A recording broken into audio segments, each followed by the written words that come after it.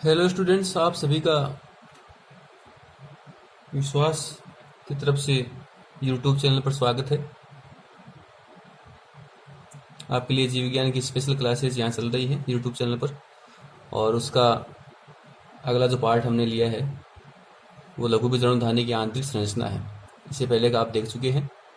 Second chapter हमने start कर दिया था, 2 पार्ट इसमें हो चुके हैं और ये थर्ड पार्ट अपना यहाँ स्टार्ट करते हैं। आज का टॉपिक अपना रहेगा लघु बीजाणु धानी की आंतरिक संरचना। ठीक है, पिछला चैप्टर जो अपना था परागकोश का विकास किस प्रकार से हुआ वो कंप्लीट था, और आज लघु बीजाणु धानी की आंतरिक संरचना के बारे में पढ़ेंगे। ओके, चलिए स्टार्ट करते हैं आज का टॉपिक। लघु बीजाणु धानी जो है, इसका नाम लघु बीजाणु धानी इसलिए रखा है क्योंकि इसमें जो बीजाणु बनते हैं वो छोटे होते हैं और इसीलिए इसको लघु बीजाणु धानी कहते हैं। परागकोश जो हमने बताया था कि पुंकेसर का शीर्ष भाग परागकोश है, वो अधिकांशतः द्विपालित होता है, और द्विपालित जो परागकोश हो उसमें 4 लघु बीजाणु धानियां पाई जाती हैं। वो 4 लघु बीजाणु धानियां जो है इन स्थानों पर पाई जाएंगी। ये जो भाग है ये परागकोश की आंतरिक संरचना है, जिसमें हम लघु बीजाणु धानी की आंतरिक संरचना क्लियर देख सकते हैं। तो लघु बीजाणु धानी की आंतरिक संरचना जब हम पढ़ेंगे तो उसके लिए हमें आवश्यकता होगी परागकोश के अनुप्रस्थ काट की। एक परागकोश जो हम देखते हैं द्विपालित परागकोश, उसकी जो संरचना है, बाहरी संरचना, यदि हम परागकोश बाहर से देखते हैं तो परागकोश बाहर से कुछ इस प्रकार का हमें दिखाई देगा। ये 2 पालियां परागकोश की हैं और ये जो भाग इसके कोष्ठ को बताता है। तो 4 भाग आपको दिख रहे हैं, ये 4 कोष्ठ को बताएंगे, और इस प्रकार से नीचे ये जो है पुतंतु जुड़ा रहता है। तो लघु बीजाणु धानी की आंतरिक संरचना का अध्ययन हमें करना है तो हम लेंगे परागकोश का अनुप्रस्थ काट लेंगे।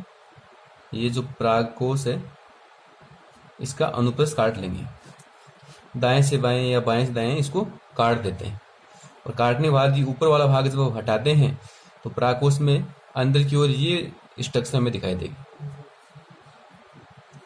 1 2 3 4 ये 4 चेंबर आपको दिखाई देंगे, और प्रत्येक चेंबर जो है वो एक लघु बीजाणु धानी कहलाता है। ओके, तो इस लघु बीजाणु, जैसे ये एक जो भाग है ये लघु बीजाणु धानी है, ये भी लघु बीजाणु धानी होगी, यहाँ पर ये भी लघु बीजाणु धानी और यहाँ भी लघु बीजाणु धानी है।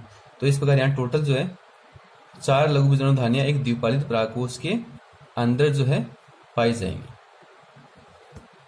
ये नीचे पुतंतु जुड़ा रहेगा, ये ऊपर वाला भाग आप देख सकते हो। ठीक है, अब एक लघु बीजाणु धानी जब हम पढ़ते हैं तो एक लघु बीजाणु धानी की संरचना जो होगी, जैसे ये इतना जो भाग है वो एक लघु बीजाणु धानी का होगा, ये दूसरी लघु बीजाणु धानी का भाग होगा, और ये इतना यहाँ तीसरी लघु बीजाणु धानी का भाग है, ये चौथी लघु बीजाणु धानी का भाग होगा, और बीच में यहाँ एक कोशिकाओं का समूह रहेगा, एक उत्तक रहेगा जो आपने पीछे पढ़ा था योजी। वो योजी वाला भाग यहाँ पर रहता है जो पुतंतु परागकोश को जोड़ने का काम करता है, और यही वो भाग है जहाँ पर सनवन पुल जो वो पाए जाएंगे, वेस्कुलर जाइलम फ्लोएम जो है वो परागकोश के अंदर, इस भाग के अंदर पाए जाते हैं, जो भोजन और जल का परिवहन करते हैं। ठीक है, तो इस प्रकार से एक आउटलाइन आपको दिखाई है जिसमें 4 लघु बीजाणु धानियां चारों कोनों पर एक द्विपालित परागकोश के अंदर पाई जाए। अब एक लघु बीजाणु धानी जो उसमें कौन कौन सी संरचना होती है, कितने भाग पाए जाते हैं, उसके लिए हम एक लघु बीजाणु धानी परागकोश का जो अनुप्रस्थ काट वो हमने इधर लिया है, और ये 4 लघु बीजाणु धानियां आपको दिख रही हैं।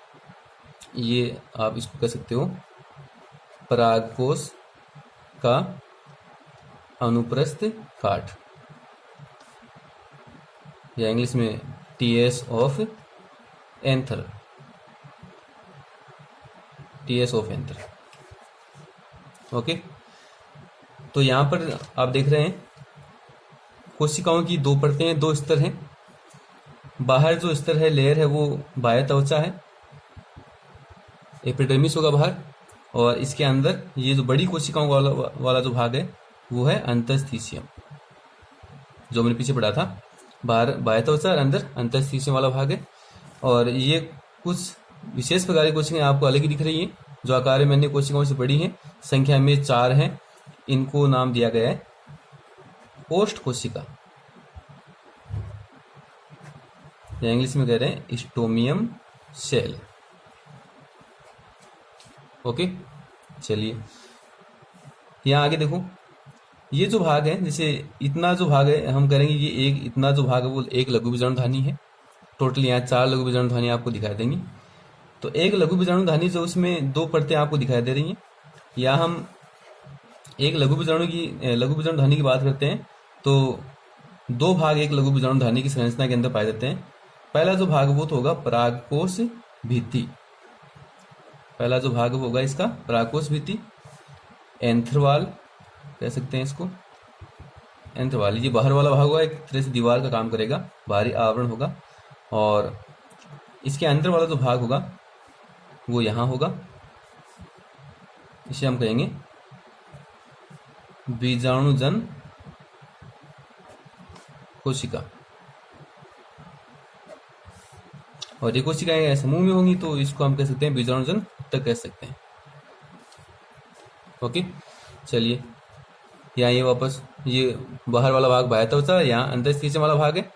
ये 2 परतें जो है परागकोश की कंप्लीट जो बाहरी सतह है उस पर आपको दिखाई देंगे। पूरी सतह पर ये दोनों स्तर पाए जाते हैं। ये दोनों स्तर परागकोश भित्ति का निर्माण करते हैं। परागकोश भित्ति जो है इसमें 4 स्तर होते हैं। परागकोश भित्ति के अंदर 4 स्तर होंगे। पहला जो स्तर है वो आपको बताया बाह्य त्वचा, दूसरा स्तर है अंतःस्थितियम वाला भाग, और तीसरा होगा मध्य परतें, और चौथा जो भाग है टेपिटम। ये 4 स्तर जो है वो परागकोश भित्ति का निर्माण करते हैं, या ये कह सकते हैं कि परागकोश भित्ति के अंदर 4 स्तर पाए जाते हैं। ये सबसे बाहर वाला भाग होगा, और टेपिटम जो है वो सबसे अंदर वाला भाग होगा, सबसे आंतरिक स्तर टेपिटम वाला भाग। अब ये चारों जो भाग किस प्रकार से पाए जाते हैं, डायग्राम देखिए। ये 2 लेयर अपनी कंप्लीट हो चुकी हैं। अंदर अंतःस्थितियम है, और इसके अंदर जो है वो मध्य परत वाला स्तर होगा। मध्य परत की जो संख्या है 1 से 3 स्तर जो है वो मध्य परत के होते हैं। और इस स्तर या मध्य परत की जो कोशिकाएं जो होती हैं, कोशिकाएं पतली होती हैं, छोटी होती हैं और चपटी होती हैं, और अल्पकाल के लिए होती हैं। इस प्रकार से 1 से 3 स्तर जो मध्य स्तर के होंगे। ठीक है, यहाँ मैंने 2 स्तर बनाए हैं। संख्या कम से कम 1 है और अधिकतम 3 तक ये पाई जा सकती है। इनके अंदर वाला जो स्तर होगा, यहाँ पर कोशिकाएं जो है मध्य परत वाले भाग से कुछ बड़ी होंगी, मोटी होंगी। इनमें केंद्रक जो है एक केंद्रक हो सकता है, 2 हो सकते हैं, 2 से अधिक हो सकते हैं। अर्थात कह सकते हैं कि जो कोशिकाएं जो है ये बहुकेंद्र की होती हैं और बहुगुणित प्रकार की हो सकती हैं। बाह्य त्वचा सबसे बाहरी स्तर हो गया। अंदर इसके अंतःस्थितियम वाला भाग है। अंतःस्थितियम के अंदर मध्य परतें जो मैंने यहाँ 2 बनाई हैं, 3 हो सकती हैं अधिकतम, और इसके अंदर वाला जो भाग है वो होगा टेपिटम। इसी प्रकार से ये परतें इधर भी पाई जाएंगी, इस भाग में भी होंगी और इसमें भी होंगी। चारों लघु बीजाणु धानी के अंदर पाई जाती हैं। और ये बीच वाला जो भाग है वहां पर कोशिकाओं का समूह रहेगा। ठीक है, जो आप नोट्स में डायग्राम में देख सकते हैं। यहाँ हम बात करें लघु बीजाणु की धानी की आंतरिक संरचना, तो इसको हमने 2 भागों में डिवाइड कर दिया।